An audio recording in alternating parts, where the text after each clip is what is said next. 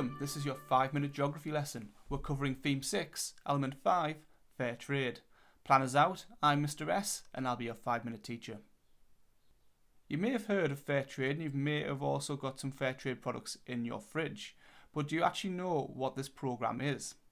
Well, fair trade is designed to ensure that farmers and producers in low-income countries and newly industrialised countries are given a guaranteed and fair income for their goods. But also, it helps to improve their social and environmental standards in the areas that they're living in. Now, we've covered a little bit on the reasons we need fair trade 2 lessons ago when we were looking at the inequalities of development. We discussed about the impact of trade. So, fair trade is a result from the fact that LICs often don't get very much money for the products that they export. So we've already looked at the fact that primary jobs like farming, fishing and mining don't produce a great deal of profit because the raw material is worth less than the products that they make out of them.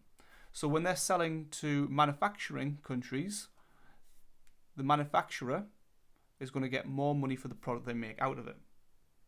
We know that these goods are not of high value, but also we know that farmers cannot be guaranteed what income they're going to get because the price of their products will fluctuate regularly, maybe on a week-to-week basis. So a farmer will not know, or a producer will not know, exactly how much they're going to get for their crop or for their produce as they sell it.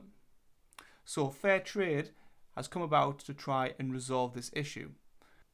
So in the UK, our fair trade organisation is called Fair Trade, and they're working with supermarkets and with the government to try and ensure that the products that are made with the fair trade flag ensure that the farmer, the producers, everybody in the chain of this product is going to get a fair wage. So you'll notice if you've ever shopped for a fair trade product that they may be slightly more expensive, but it means that there are more profits going back to the producers themselves. But also it allows to make sure that they get a consistent price every single time. The Fair Trade organisation also has a pot of money that it keeps aside and then places back into the local communities of the producers. So not only are they producing an additional income for the farmers, but they're also then going about building projects within the local communities like new schools, putting water pumps in. So in effect, it's supporting the social development of the local community as well. Better education, better healthcare, better access to the bare essentials. So we have to actually have a look at what aid has in terms of advantages and disadvantages. So this is all aid, not just fair trade, but it's going to provide some immediate support for those struggling areas. It's supporting the development of new jobs and providing for the economy as well. So if we think of those big projects from the long-term aid, dam building is going to create hundreds of jobs for several years, and then there'll be the maintenance and the running of the dam as well will produce jobs, and perhaps hydroelectricity as well. Long-term aid improves the quality of the life of those people. So like the fair trade, it's providing an income which is consistent, but it's also providing education and health, which is going to improve the overall health and well-being of those people. In LICs, it also means that a lot of these places perhaps have natural resources that they could use but don't have the manpower or the expertise or the equipment in order to do so. So they may have, for example, deposits of metals which they could sell, which would sell for more than crop, but they don't have the machinery in order to extract it from the ground.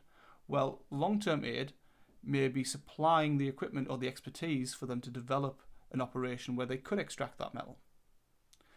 Disadvantages? Well, it does create a dependency on the richer countries. So it becomes more that these poorer countries, these LICs, have to go back to the richer countries in order to support themselves, which is not really what should be happening. It should be cooperation as opposed to support. It often focuses on urban areas because that's where most of the people live. But in reality, you need to try and support the entire country. But aid would be targeted where it would be most effective. which in most cases is where most of the people are. There may be cases of corruption. So money goes to the government, and it's the expectation that the government will hand out that money or those resources or the aid to where it's needed most. But if the government decides to keep it for itself or use it for another purpose, well, that aid is not going to be effective. And then if there aren't any profits made by one of those large-scale projects like the dam, for example, and there's an HIC that said, well, we're going to provide you with some money, but we want some of the proceeds from whatever profits are made. Well, in which case, it means that money's going to leave the country. So aid has its benefits, but it has to be weighed up with the negatives as well. Well, that brings our lesson to an end, but continue at your own pace by completing the Now Try It tasks for homework. Class dismissed.